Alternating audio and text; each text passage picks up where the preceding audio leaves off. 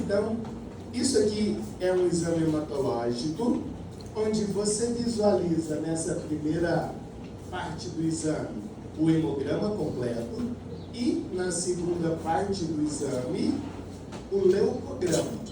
Então, a gente começa a discutir o hemograma completo e depois a gente vai para o leucograma, e aí é interessante que a gente saiba o que significa cada uma dessas siglas, por que existe cada uma dessas siglas, como é que essas siglas teoricamente são calculadas, beleza?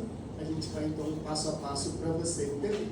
Primeira coisa que eu quero lhe mostrar é um exame chamado de esfregaço sanguíneo, que é algo bastante simples. A gente podia fazer isso em laboratório, mas é algo muito simples. Então, simplesmente a gente furar a nossa pontinha do nosso dedo com uma lanceta, pega uma gota de sangue e coloca na lâmina, e com a lamínula a gente faz literalmente um esfregaço sanguíneo, que é puxar o sangue, e aí você tem este desenho no final, né, onde a gente consegue visualizar aqui as nossas células sanguíneas.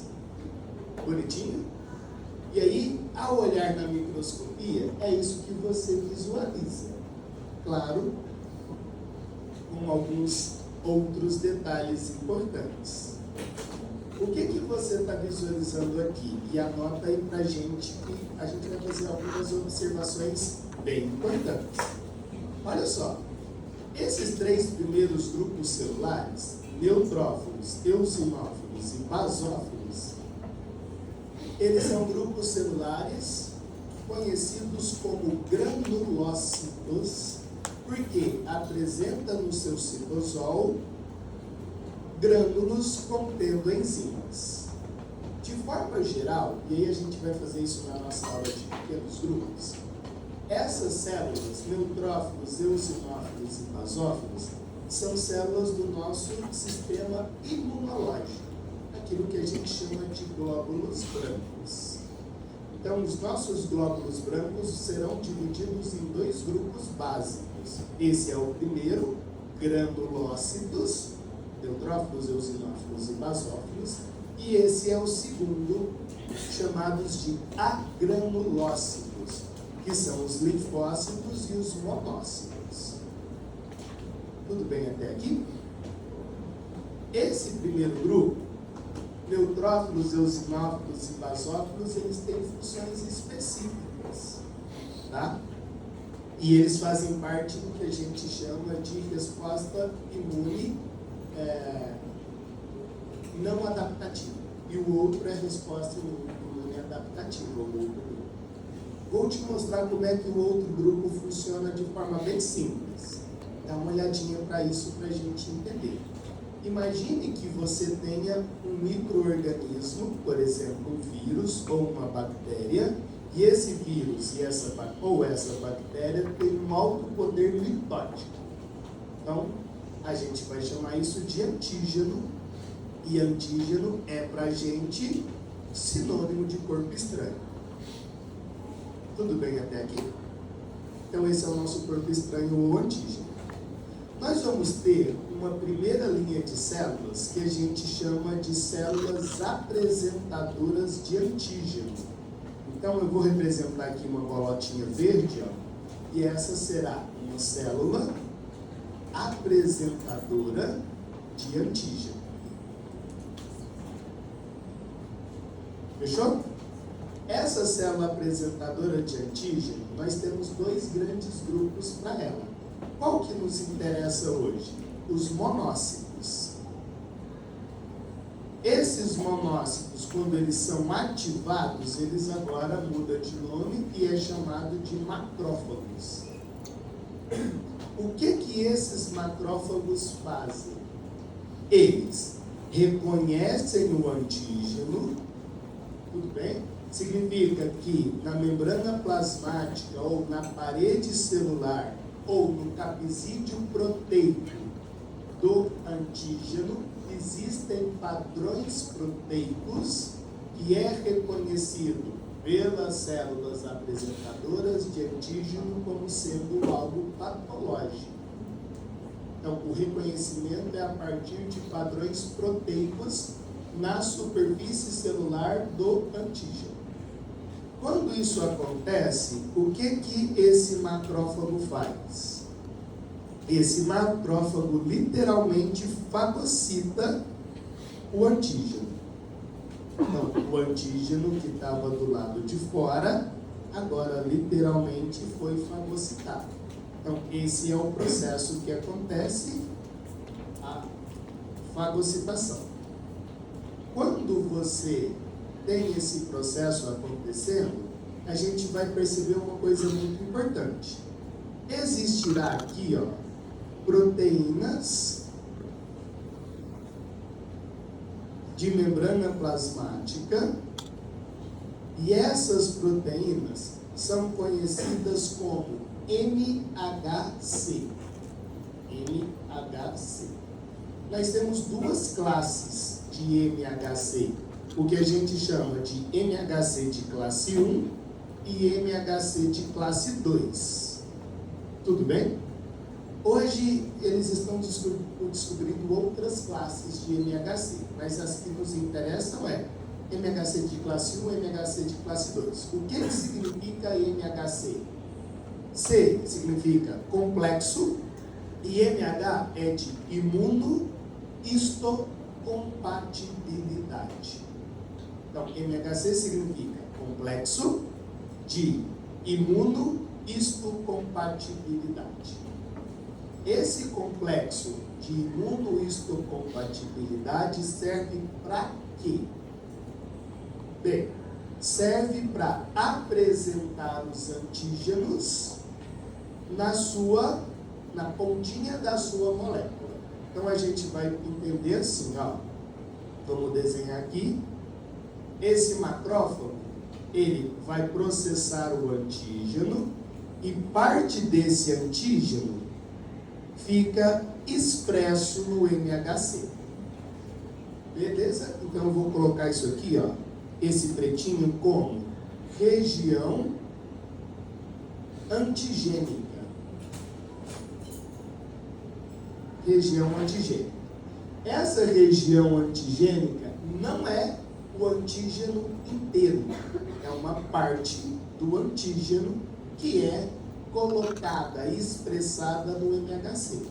Então eu vou colocar aqui uma setinha para você lembrar que a região antigênica é um pedacinho do corpo estranho, é um pedacinho do antígeno. Aí o que a gente vai visualizar? Um outro grupo celular, conhecido como linfócito T. Então, esse é o linfócito T. Ele vai ter na sua superfície de membrana plasmática uma outra proteína, que eu estou colocando como sendo esse uzinho aí para você. Isso é uma outra proteína. Como é que essa proteína se chama? Ela se chama CD. Então, aqui, a proteína se chama CD. Beleza? E você também tem dois grupos de CD. CD também vem do inglês, que significa Cluster Designation. E aí você tem o CD4+, e o CD8+. E aí, lá no livro de imunologia, além desses, você vai perceber que existem outros CDs. Mas esses são os mais importantes. Aí você vai fazer assim para mim, Quando você tiver MHC de classe 2, quem reconhece é o linfócito T CD4+. Quando você tiver MHC de classe 1, quem reconhece é o linfócito T CD8+. Deu certo até aqui? Macrófago possui MHC de classe 2. Beleza? Todas as outras células do seu corpo têm MHC de classe 1.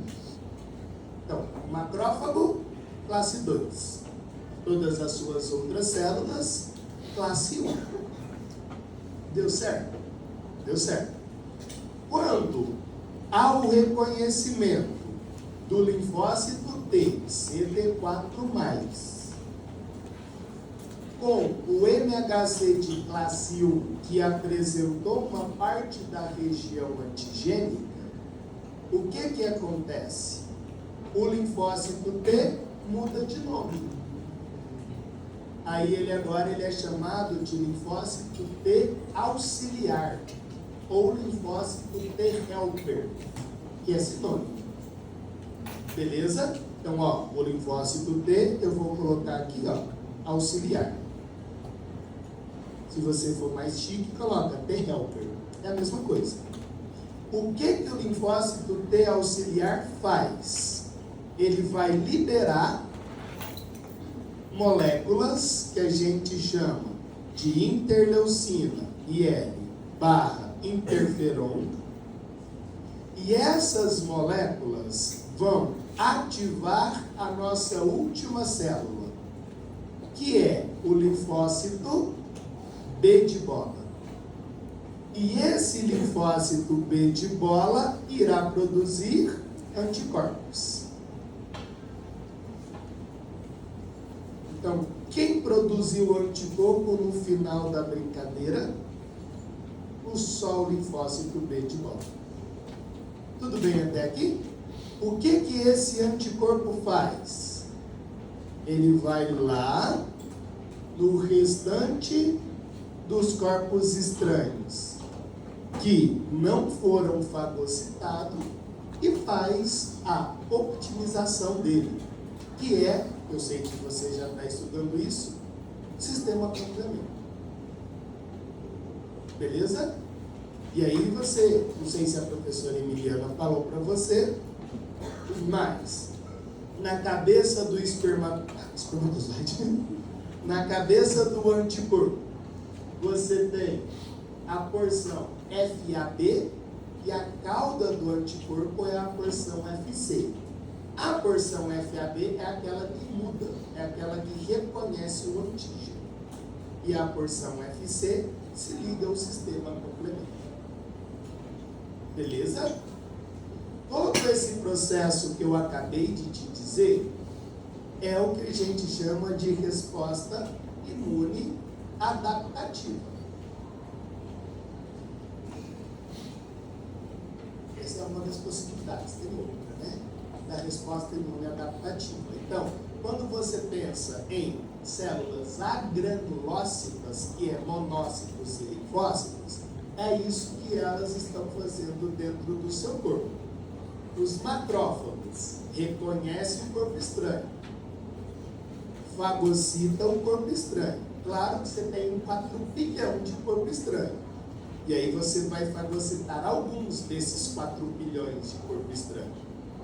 Processa esse corpo estranho e coloca a região antigênica no MHC de classe 1 ou de classe 2? Classe 2. E aí você tem o linfócito T, CD4 ou CD8 que reconhece o MHC de classe 2? CD4. Esse linfócito T, quando reconhece a região antigênica do MHC, aliás, MHC não, né? Do antígeno que está expresso no MHC, ele muda de nome, agora você tem o linfócito T helper, também chamado de T auxiliar, e esse linfócito T helper liberou interleucina e interferon, e consequentemente o linfócito B foi ativado para a produção de anticorpos contra o antígeno que não foi fagocitado. Certo?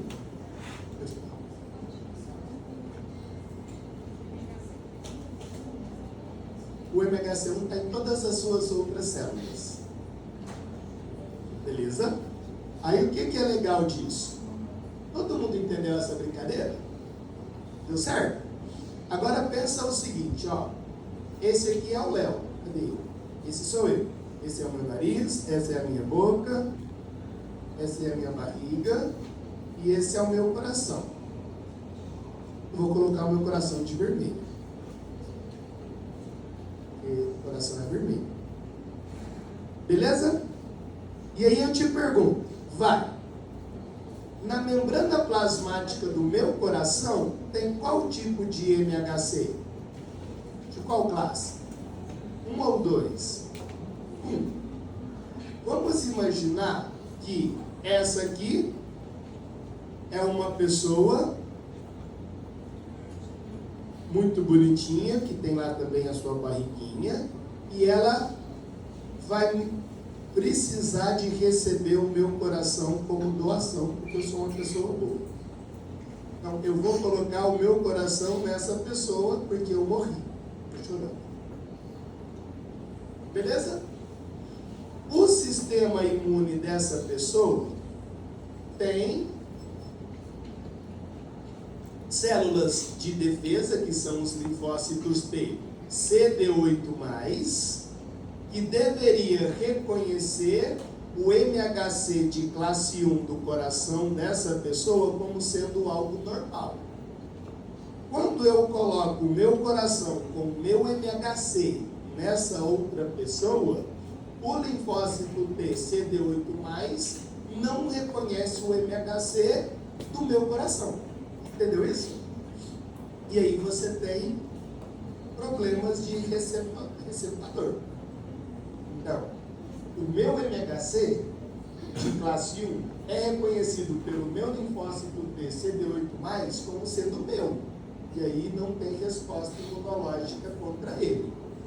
Agora, se eu pego o meu coração, o meu MHC de classe 1 e coloco em um receptador, o CD8 dele não reconhece o meu MHC de classe 1 como sendo algo bom. Reconhece como sendo um corpo estranho. E aí você tem a rejeição do órgão. Beleza? Mas o que Deus fez com a gente? Existe na população pouquíssima variação dos nossos MHCs.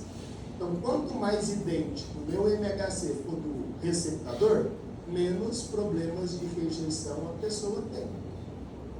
E a recíproca é verdadeira. Quanto mais diferente for o meu MHC de classe 1 do meu receptador, maior será o problema de rejeição ao transplante. Então, quando você tem um paciente, esse paciente está na fila de transfusão de órgãos para transplante, o que ele está tentando encontrar? Algum doador compatível. O que é o doador compatível?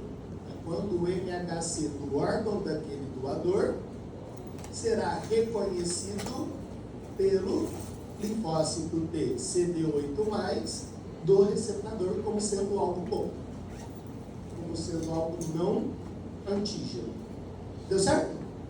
Entendeu como é que funciona? Dito tudo isto, a gente agora volta para... Posso sair daqui? Não tem jeito mais de voltar. Beleza. Então, quando você olha para linfócitos, quais são os tipos de linfócitos que você tem? O CD8+ e o CD4+. E os monócitos que viram os macrófagos, qual o MHC que ele vai ser expresso? O de classe 1 ou o de classe 2? Obrigatoriamente 2. Então é o linfócito T CD4+, que é o parzinho do MHC de classe 2. Show? Qual é o grilo disso tudo?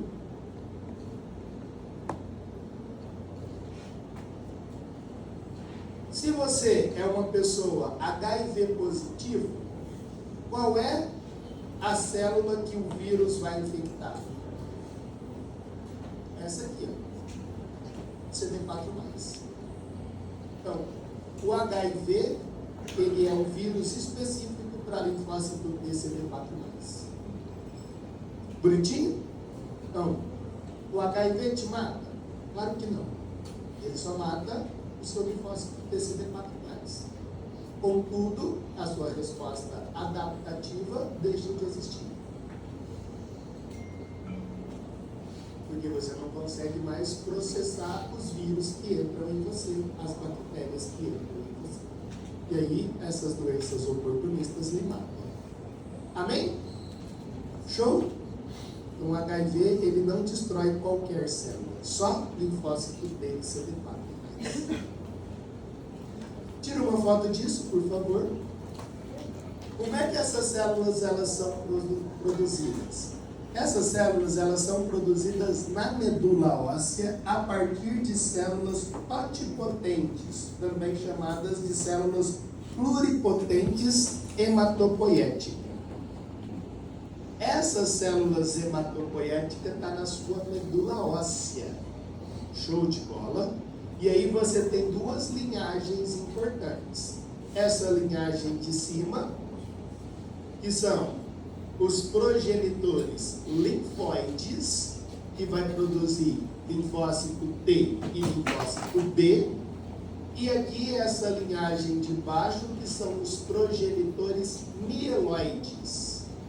Esses progenitores mieloides vão produzir todos os outros grupos celulares que fazem parte tanto do sistema imunológico quanto do sistema sanguíneo. Fechou? Então eu olho para cá, ó, e percebo que o linfócito T e o linfócito B, os progenitores são os linfóides. Olhei, hemácia, megacariócitos que formam as plaquetas, monócitos e as células granulócitas são os progenitores mieloides. Deu certo, pessoas? E aí, não sei se eu mostro isso para você, mas quando você pensa na eritropoiese, você precisa de estimulação hormonal para que essas células tronco façam mitose e diferenciação celular. Claro que todo mundo sabe que quando você faz transplante de medula, ou o seu paciente faz transplante de medula, ele está trocando a medula óssea. Beleza? Não é qualquer medula, é a medula óssea que é transplantada. Eu preciso te mostrar uma sequência de 4 fotos que você não precisa de decorar, mas eu quero que você olhe a forma delas. Porque essa primeira foto é o que a gente chama de proeritroblasto. Perceba que essa foto é a foto inicial da produção dos seus eritrócitos. Nesse momento, eu estou olhando para dentro da nossa medula óssea. E tudo isso aqui, ó, que eu estou circulando em branco para você, ó, é o núcleo dela. Então, o proeritroblasto, que é o eritroblasto jovem, ele está onde? Ele está dentro da medula óssea. Beleza? E essa sequência de fotos, dá uma olhadinha, eritroblasto basofílico. Aqui dentro é o núcleo. Depois, o eritroblasto policromatofílico. Vou aqui. Nisso, não precisa de tirar foto não. Eritroblasto policromatofílico. Tem núcleo. E depois você vai ver esse aqui, ó, o eritroblasto ortocromatofílico, e aí ele perde o núcleo. E aí você tem o eritroblasto maduro. Ou, se você também quiser chamar, de eritrócito maduro. Por que que você tem que entender isso? Porque, teoricamente, quando você tem eritrócito maduro, ele perdeu o núcleo. Claro, perde a mitocôndria também. Beleza? E aí, significa que essa célula não está mais dentro da medula óssea. Agora, essa célula está na corrente sanguínea. Então, perceba.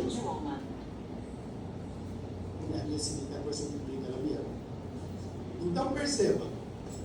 Se você encontrar eritrócito jovem, que deveria estar na medula óssea, na corrente sanguínea, algo muito ruim está acontecendo. É também chamado de câncer. Tudo bem? Então, essa é uma das formas que você avalia se a pessoa está com câncer no sangue ou não.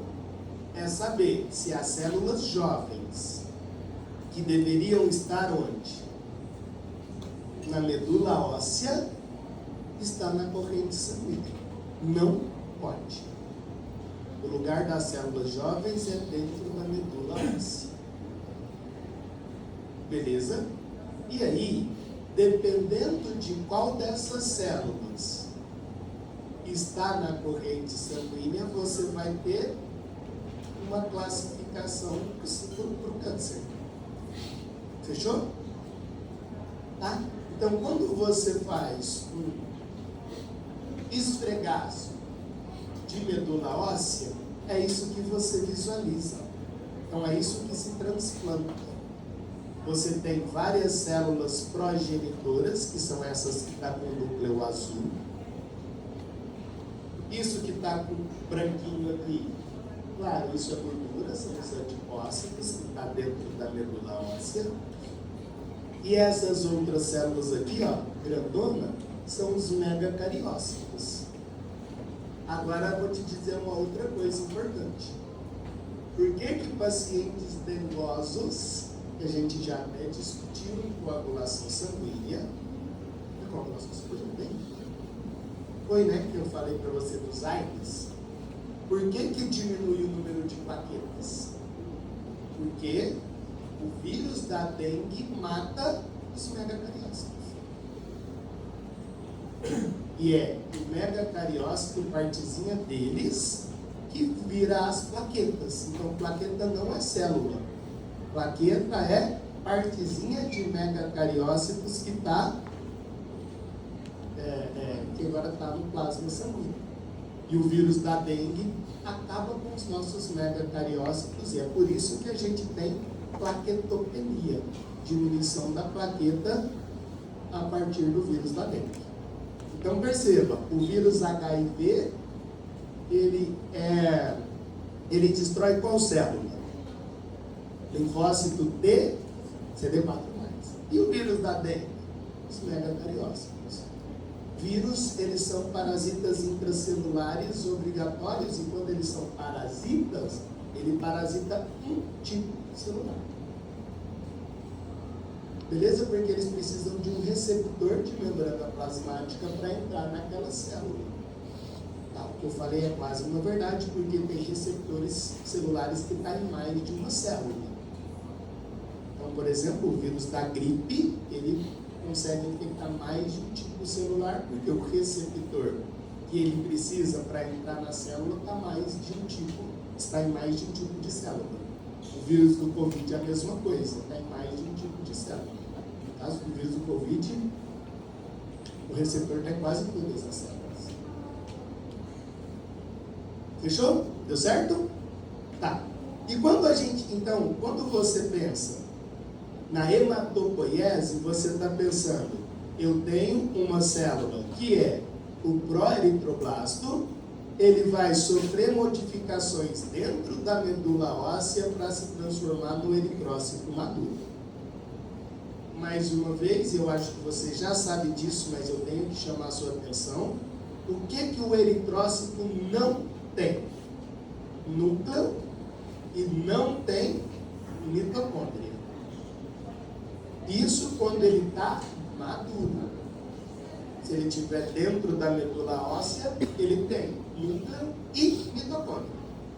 Por ele perder núcleo e mitocôndria, essa célula dura no máximo 3 meses. Então, de 3 em 3 meses, todo o seu sangue é novo. Tá bom? Todo o sangue é novo. Deu certo? Tem pessoas na porta, eu acho que eu queria entrar. Pois não. Tá? Eu precisava pegar um negócio pra Laura. Ô, Laura.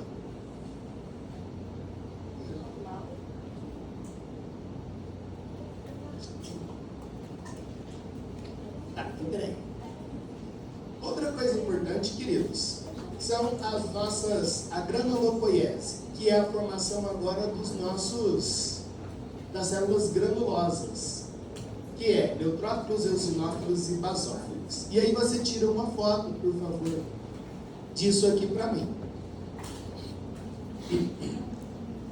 E aqui a gente vai ter algo que é importante também. Tá. O que você... E eu vou aumentar para ficar mais bonitinho, para a gente visualizar. Mas olha só, a gente tem o mieloblasto. Lembra que o progenitor é um progenitor mieloide? Então a gente tem o mieloblasto. E toda vez que você observar essa terminação blasto, significa que são células jovens. Não esquece disso. Então, para que eu tenho essa terminação blasto? Para te informar que eu estou tendo células jovens. E isso é extremamente sério. Beleza? Porque, como eu disse para vocês, uma das formas que a gente tem de saber se a pessoa está com algum tipo de câncer de sangue, de leucemia, né? É observando quais são os blastos que estão no sangue. Então você vai perceber que lá no nosso hemograma, principalmente no nosso leucograma, tem lá escrito blastos. E qual é o valor de referência desses blastos? É 0. Então você não pode ter blastos na corrente sanguínea. Beleza? Onde que tem que estar os blastos? Na medula óssea. Se for para a corrente sanguínea, você vai ter duas possibilidades. Ou leucemia, ou uma infecção bacteriana muito forte. Beleza? Que é o que a gente chama de sepse. E os dois são péssimos. A sepse é péssima. A galera morre com muita rapidez. E leucemia, claro, péssimo também. Então, o que a gente tem? O mieloblasto, que ele se diferencia em promielócito, e o promielócito bifurca em dois grandes grupos, e o nosso final seria as células neutrófilas e as células eosinófilas, certo? E essas células neutrófilas e eosinófilas também ainda se diferenciam em basófilos. Fechou? E o que não é da minha discussão isso, mas o que difere um do outro, claro, são os grânulos que contêm o citosol e, consequentemente, a partir desses grânulos, a gente vai ter diferentes funções para cada uma delas. Agora, o que a gente faz? Depois desse resumo das células, a gente entra no exame propriamente dito. Então, toda vez que você pega um hemograma, ele segue essa seguinte ordem, né? Hemácias, hemoglobina, hematócrito, VCM, que significa volume corpuscular médio, HCM, que é hemoglobina corpuscular média, CHCM, que é a concentração da hemoglobina corpuscular média, e o RDW, tudo bem? Que é uma amplitude de distribuição dos glóbulos vermelhos. Tá. Esses três primeiros, hemácia, hemoglobina e hematócrito, isso, o próprio aparelho lhe dá esses valores, sem você precisar de fazer nenhuma continha. Agora, VCM, HCM, etc., esses três, ó, isso é calculado, existe uma relação para você calcular VCM, HCM e CHCM, e eu vou lhe mostrar essa relação nas aulas em pequenos grupos. Fechou? Mas você tem sempre os valores encontrados e os valores de referência obrigatoriamente. Beleza? Tá. Então aqui, ó, é milhões por milímetro cúbico, gramas por decilitro na hemoglobina, no hematócrito é porcentagem, depois é fentonlitro no volume corpuscular médio, picograma na hemoglobina corpuscular média, depois grama por decilitro na concentração dela e em porcentagem também no RDW. Vamos àquilo que nos interessa no primeiro momento. Quando você olha para o VCM, é isso que você está pensando. Aumentei aqui para você visualizar. Olha só. Opa, desculpa, mudei sem querer. O que você está observando aqui, ó? que as células, elas têm um tamanho, um volume classificado como normal. E aí a gente tem duas possibilidades de aumentar esse volume, e aí a gente chama isso de macrocítica, ou diminuir esse volume, e a gente chama isso de microcítica. Então, microcítica é quando as suas hemácias são menores do que deveria, e isso é patológico. Macrocítica é quando suas hemácias são maiores do que deveria, e isso também é patológico. E aqui está a formulazinha para você calcular o volume corpuscular médio, que é o hematócrito dividido pela contagem dos glóbulos brancos, né? Isso multiplicado por 10. Beleza? Essas observações, microcítica e macrocítica, é você quem determina. Claro que o exame te dá isso, mas é você que tem que pensar. E como é que funciona? Olha lá para o nosso VCM. Olhei para o VCM. E esse VCM, perceba, ele tem um valor de referência, que é de 81,2 até 95,1. Claro que você não decora isso.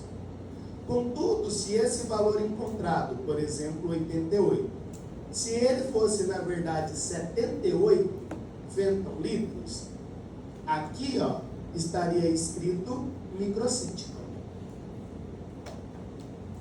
A recíproca é verdadeira.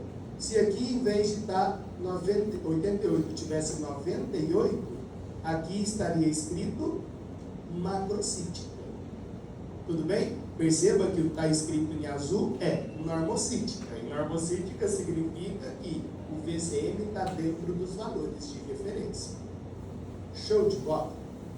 Fácil demais. Depois, hemoglobina corpuscular média. Na hemoglobina corpuscular média, o que você está vendo? A letra A mostra para você a coloração desta célula. E a letra B mostra para você que essa célula está hipocorada, menos corada do que deveria. Certo? Então a gente vai falar, ou vai chamar ela de hipocrômica. Não existe hipercrômica, tá? Ou vai ser normo ou vai ser hipo. Na verdade, a hipercromia é excesso de corante. Fechou? Aí o que vai acontecer? Você sabe que dentro de cada uma dessas células a gente tem a hemoglobina.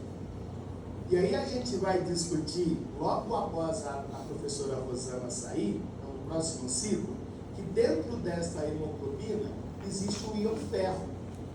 E é justamente esse íon ferro que fica dentro da hemácia ligado à hemoglobina que dá a coloração para a hemoglobina e, consequentemente, para a hemácia. Show de bola? Quando você tem pouca coloração, significa o quê? Que você está com pouco ferro. E isso se chama anemia ferropriva. Beleza? Qual é o sintoma mais legal que eu acho de quem tem anemia ferropriva? Isso acontece muito em crianças. A vontade de comer terra vermelha. E come, não é que ela tem vontade não. Ela come terra vermelha. E a mãe fala, meu Deus, que nojo. Não. É o corpo da pessoa falando que está com deficiência de ferro. Isso é muito doido, né? Como é que a pessoa, a criança sabe que aquela terra tem ferro? Evolutivamente, isso foi trazido até os tempos de hoje, tá bom? Então, viu uma criancinha comendo terra, ela, muitíssimo provavelmente, está com anemia ferro. Não precisa ser só ferro não, pode ser... Antigamente as casas não eram de cimento, né, o reboco, era meio que uma terra vermelha que fazia. A criancinha ia e roía aquilo lá e mastigava. Tá bom? Entendeu o normocrômico e o hipocrômico? Fácil demais. E depois o RDW. Pode falar.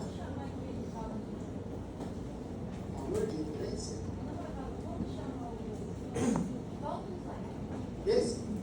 Não, você acabou de falar. Vamos sim. Ai, meu Deus. Volume proporcionalmente? Isso. Obrigada.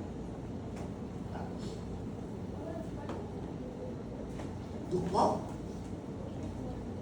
Ah, a gente vai ter várias vezes. Sabe não? Hemoglobina corpuscular média você entendeu? Agora o RDW, que é a amplitude de distribuição das células vermelhas. O que isso te diz? Isso te diz que as nossas hemácias, elas não são idênticas umas às outras. Existem hemácias que têm formas diferentes. E eu não sei se você sabe, mas existem 6 formas das hemácias. Uma que é classificada como normal e as outras associadas a patologias. Então, você tira... antes disso, né? O que acontece? Ó, esse RDW, então, é a porcentagem da diferenciação... Meu Deus, é a porcentagem da diferenciação celular. Então, quanto menor for isso, significa que as células são mais iguais. Quanto maior for isso, essa distribuição, significa que as células são diferentes. Claro, não existe células idênticas. Então a gente tem aí de 11 a 14% de diferenciação celular. Não pode ser mais do que isso. Menos não existe. Né? Fala assim, nossa, a minha célula é idêntica, eu tenho 5% de RDW. Ótimo, isso não é patológico. Não serve para nada. O problema é se você tiver maior, o RDW maior do que o valor de referência. Aí significa que as suas células estão muito diferentes do que deveria ser. Beleza? Então, tira uma foto disso para mim. Que são os tipos de hemácias possíveis.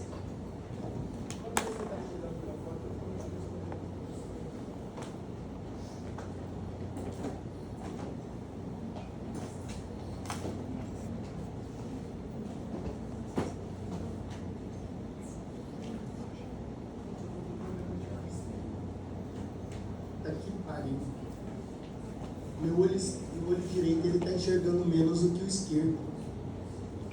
Ah, não. Depois de velho fica certo. A vida é triste. Tá.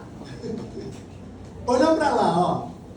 Você tem então os esferócitos, decriócitos, equinócitos, queratócitos, estematócitos. Bem, algumas patologias fazem com que a forma das nossas hemácias, elas sofram modificações. Claro que você vai visualizar isso depois lá na clínica, que não é o nosso objetivo, mas só vou te chamar uma atenção. Pessoas que são diabéticas, elas têm problemas de concentração plasmática. E isso faz com que a membrana plasmática das nossas células se altere, incluindo a forma delas. Então, pessoas que são diabéticas descompensadas têm esse tipo de hemácia, que a gente chama de equinócitos. E isso atrapalha o transporte das hemácias nos capilares, auxiliando ainda o aumento ou a possibilidade de formação de trombos. Acho que você está entendendo que o paciente diabético é tenso. Equinócitos, lá do cantinho. Essa. Parece umas estrelinhas. É cheio de pontinhas. Esse nome ele vem por causa do ouriço do mar. Lembra um ouriço do mar. Fechou? Fechou. Então, olhou para cá. Ó, para a gente entender um pouquinho sobre as possíveis anemias, aquelas mais comuns. Quando você tem um eritrograma, aí amiga, pode tirar os valores de referência. Lembra que os valores de referência obrigatoriamente têm que ser dados. Você não tem que decorar valor de referência, não, pelo amor de Deus. Tá. O que a gente vai perceber? Toda vez que a pessoa tiver diminuição de hemácias, de hemoglobina... ficou faltando um, perdão. Eu vou voltar aqui de novo, perdão. Estou voltando isso aqui, ó, perdão, que é o hematócrito. Desculpa. Então, essa foto vem antes da que você tirou da anemia, tá? O que você está vendo aqui? Você está visualizando uma relação do hematócrito. Então, esse primeiro tubo é o tubo contendo o sangue que não foi centrifugado. Esse segundo grupo é o sangue que foi centrifugado. O que está aqui embaixo em vermelho são os glóbulos vermelhos. O que está aqui em cima é o seu plasma sanguíneo. E aqui são os leucócitos, que são os nossos glóbulos brancos. Fechou? Eu já falei para você, a diferença de plasma para soro é a capacidade ou não de coagulação. Beleza? Se você perde, retira a capacidade de coagulação, você está transformando o plasma em soro. Beleza? E aí, o que a gente está visualizando? Que a gente tem uma relação de células vermelhas com plasma. Se eu aumentar aqui, eu vou colocar em vermelho, ó. Se eu aumentar, imagine que o meu vermelho fosse desse tampão aqui. Significaria que eu teria muito mais células do que o esperado. Beleza? Seria que o meu sangue estaria muito viscoso. O contrário é verdadeiro. Se você pegar o amarelinho, imagina que aqui o amarelo vem até aqui embaixo. Significa que o seu sangue está muito mais fluido do que deveria. Os dois extremos são ruins, tá? Então, quando a gente pega os valores de referência, dá uma olhada aqui, ó, no nosso hematócrito, ele tem de 38 a 52% classificado como normal. Se tiver menos do que 38, a pessoa está com sangue muito fluido, e aí a chance de ter hemorragia é gigantesca. Se a pessoa tiver com mais de 52%, o sangue está muito denso. A chance de ter trombose é extremamente alta. Fechou? Ah, Léo, como é que eu regulo o meu hematócrito? Claro, bebendo água. Né? Então, o seu plasma, claro que é líquido e claro que veio da água. Agora sim, a gente olha para a foto que você acabou de tirar das anemias. Nesse caso, perceba que todos os valores de referência estão dentro da normalidade. E é isso que se espera dos nossos pacientes. Nossa, bom, pode ir lá fazer exercício físico, tomar cerveja, que a sua vida está boa. Olha para isso e me diz, qual é o problema?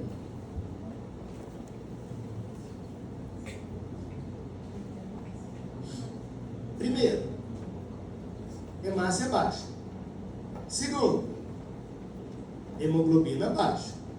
Terceiro, VCM baixo, HCM baixo e o CHCM, que é a concentração da hemoglobina corpuscular média, dentro do valor de referência, mas no valor inferior, perceba. E o RDW alto. Por que eu coloquei aqui? Eu não, né? O exame deu microcítica.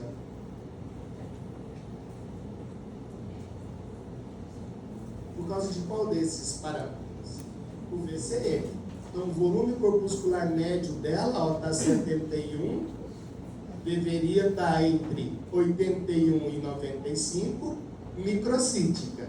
Se ela é microcítica, significa que ela é grande ou ela é pequena? Pequena? Se ela é pequena, você acha que o RDW, que é a distribuição dessas células, tem que estar alto ou tem que estar baixo? Alto, claro. Beleza? Então perceba que o RDW está alto, confirmando que o VCM está diferente do normal, ou seja, o tamanho está diferente. E quando você olha para o HCM, não é a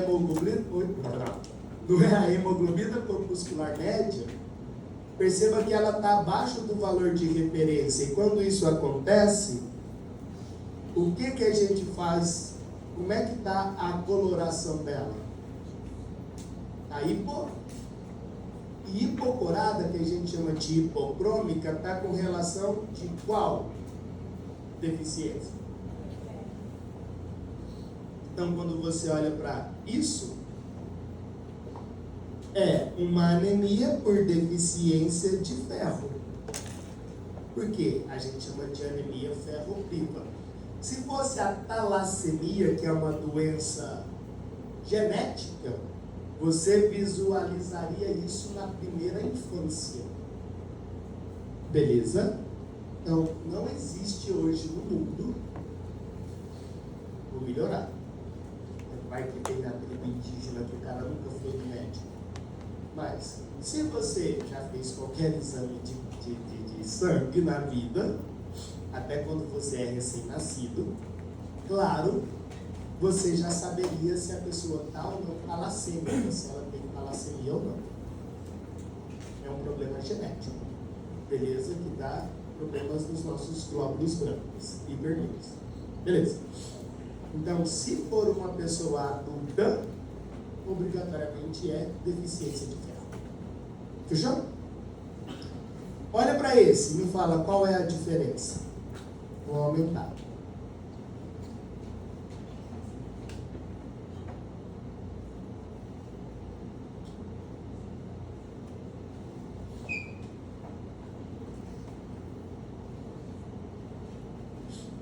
Me fala aí, hemácia, baixo, hemoglobina, hematócrito, baixo, beleza? Você fala, cara, essa pessoa está com algum tipo de anemia. VCM, o que você colocaria aqui agora? Macrocítica, a célula é maior do que deveria. Percebeu isso?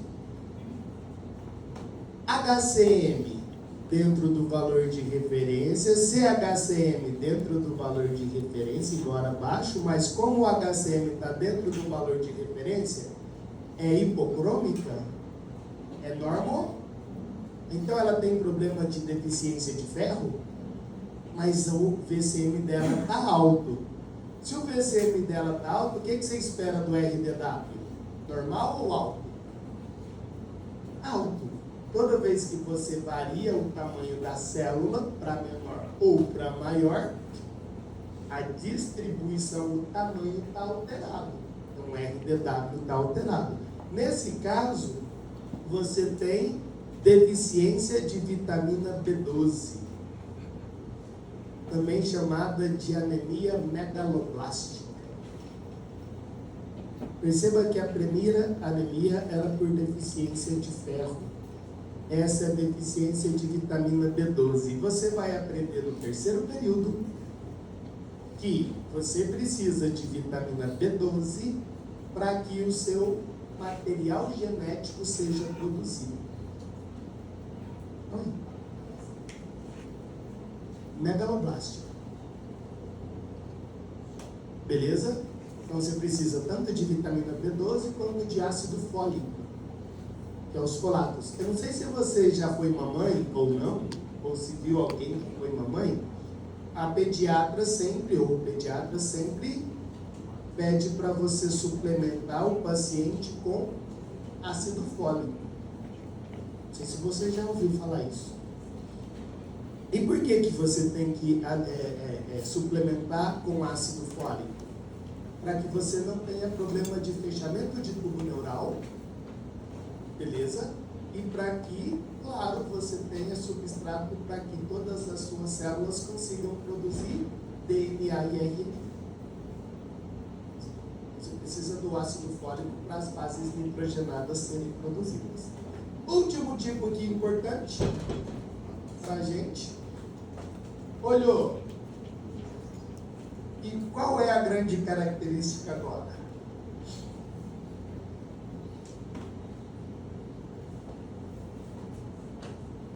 Olha lá na observação. Presenças de hemácia em forma de foice. É a anemia falciforme. Mas aí você olhou lá. Hemácia está baixa, hematócrito está baixo, hemoglobina está baixa, o VCM está dentro da normalidade, que é o volume corpuscular médio. não precisa de estar alterado, só que a forma dela, olha o RDW. O RDW está alto, então a forma está alterada. E aí a gente pensa, e qual é a forma? Está em forma de foice, então é uma anemia falciforme. Fechou? Então eu te mostrei 3 tipos de anemia. Lembra, e aí eu acho que é bastante simples, né? A lógica que você não pode esquecer, porque na verdade você utiliza isso a vida inteira. Pensou, se eu estou com deficiência de ferro, anemia ferropriva. Tudo bem? Se eu estou com deficiência de vitamina B12 ou ácido fólico, então o meu VCM está aumentado, megaloblástica. E se eu tiver com forma de foice, anemia falciforme. Isso é bem comum, isso é bem físico. Vai lá, bebe uma água que a gente volta para ler um pouquinho.